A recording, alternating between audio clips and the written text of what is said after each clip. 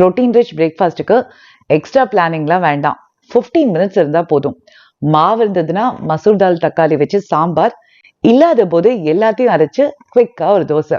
3/4 cup மசூர் தாலை நல்லா wash பண்ணிட்டு, ஒரு பூண்டு, 3/4 கப் சுடு தண்ணி, ஒரு மீடியம் சைஸ் தக்காளி 85 கிராம்ஸ் இருந்தது.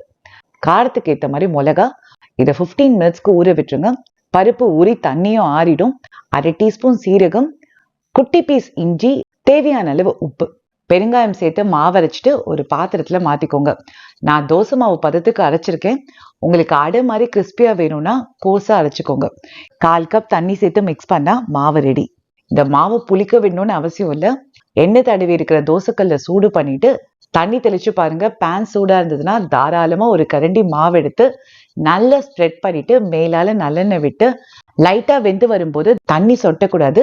தோசை திருப்பி ஈரப்பசை பண்ணி நல்லா ஸ்ப்ரெட் பண்ணிட்டு வெந்தோடனே திருப்பி போட்டு 2 பக்கமும் நல்லா குக் பண்ணீங்கன்னா டேஸ்டியான மசூர் தால் தக்காளி தோசை ரெடி.